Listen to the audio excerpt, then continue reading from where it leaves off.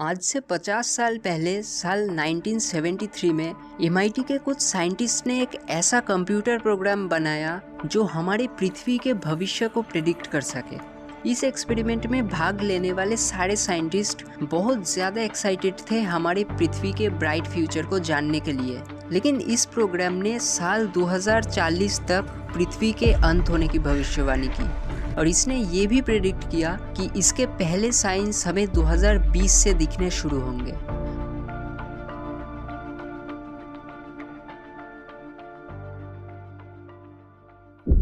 लगभग हर सेंचुरी में कई विद्वान लोग भविष्य को प्रेडिक्ट करने की कोशिश करते आए हैं। इनमें से ज्यादातर कोई फिलोसोफर या फिर स्पिरिचुअल गुरु होते हैं। कुछ भविष्यवाणी धार्मिक ग्रंथों से लिए जाते हैं और कुछ प्रेडिक्शंस साइंटिस्ट भी करते हैं। जैसे कि आज से 300 साल पहले आइजैक न्यूटन ने कुछ कैलकुलेशंस के बेसिस पर यह प्रेडिक्ट किया था कि ईयर 2060 में दुनिया खत्म हो जाएगी। लेकिन कंप्यूटर या फिर आर्टिफिशियल इंटेलिजेंस द्वारा किए गए प्रेडिक्शंस बेस्ड होते हैं डेटा पर। एक्यूरेट डेटा प्रोवाइड करने पर हमें बहुत ज़्यादा एक्यूरेट रिजल्ट्स मिल सकते हैं, जैसे कि अगले 10 दिन में वेदर कैसा रहेगा, किसी नए मेडिसिन का इफेक्टिवनेस कितना होगा, कोई सिटी फ्यूचर में कितना इवॉल्व कर सकता है, या फिर कोई एनिमल या प्लांट स्पीशीज कितने सालों में एक्सटिंक्ट हो सकता है। इसी तरीके से इस बार भी डेटा का यूज किया गया पृथ्वी के भविष्य को जानने के लिए। साल 1973 में क्लब ऑफ रोम नाम के एक ऑर्गेनाइजेशन ने कमीशन किया था MIT साइंटिस्ट को वर्ल्ड 1 प्रोग्राम बनाने के लिए। क्लब ऑफ रोम बेसिकली 1968 में बनी एक ऑर्गेनाइजेशन है जिसमें शामिल है दुनिया भर के इंटेलेक्चुअल्स जैसे कि साइंटिस्ट, बड़े बिजनेसमैन, डिप्लोमेट्स और इवन पॉलिटिशियंस भी। इनका मकसद है इकोनॉमिक ग्रोथ और ग्लोबल इश्यूज जैसे कि पोल्यूशन, ओवर पॉपुलेशन जैसे चीज़ों को फिक्स करना।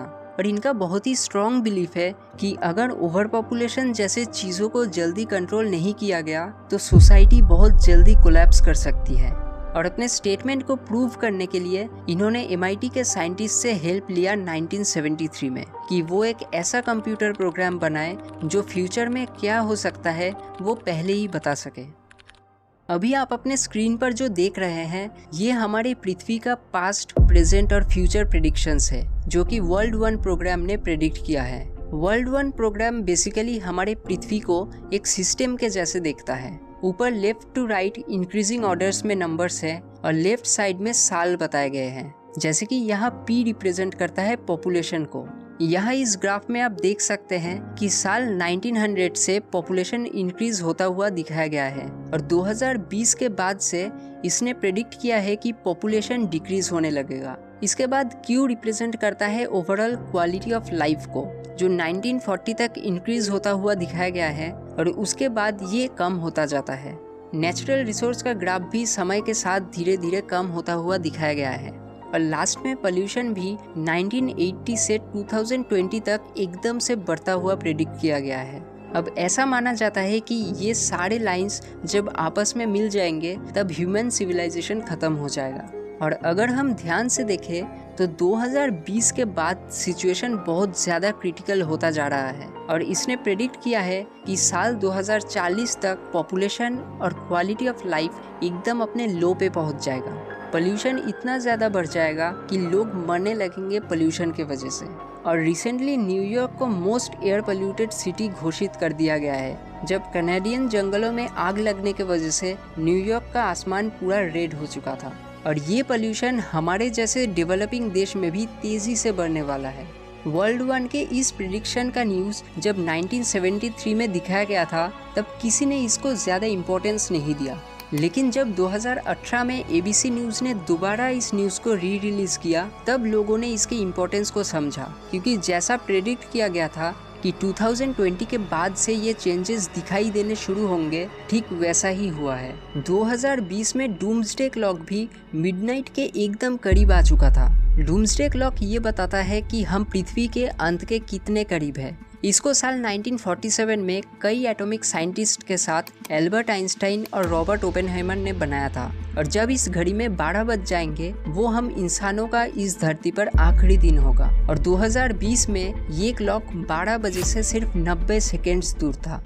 लेकिन क्या इन सब से हम सच में पता लगा सकते हैं कि हमारे इस मॉडर्न सिविलाइजेशन का अंत कब होने वाला है? क्या ऐसे रिसर्चेस पर हम फुल्ली ट्रस्ट कर सकते हैं?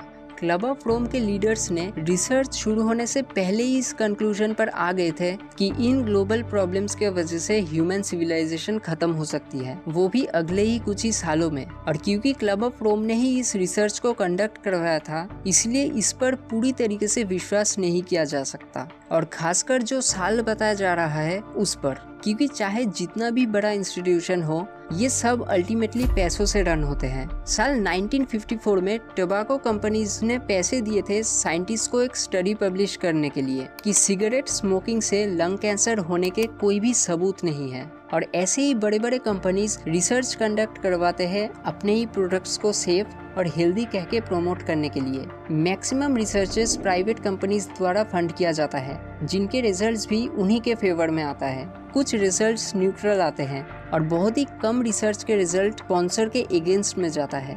तो ऐसे रिसर्चेस को हम आंख बंद करके नहीं मान सकते, क्योंकि हो सकता है कि कोई इन रिसर्चेस के माध्यम से अपने एजेंडा को प्रमोट करने की कोशिश कर रहा हो। लेकिन ओवर पॉपुलेशन और पोल्यूशन जैसे चीज़ों को हमें इफेक्टिवली कंट्रोल करना सीखना पड़ेगा, वरना मे भी अगले 20 सालों में नहीं, लेकिन बहुत जल्दी ही हमें बहुत ज़्यादा दिक्कत हो सकती है।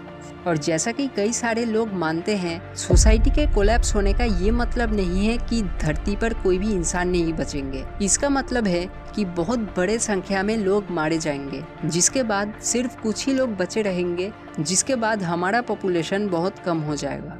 आज से पहले भी कई एडवांस सिविलाइजेशन रहे थे जो खत्म हो चुके हैं, और नो डाउट कि हमारा सिविलाइजेशन भी कभी ना कभी खत्म होगा ही। जो मेन सवाल है वो है कि हमारा सिविलाइजेशन कब और कैसे खत्म होगा। आज के लिए बस इतना ही। अगर आपको ये वीडियो अच्छा लगा तो आप इसे लाइक और शेयर कर सकते हैं।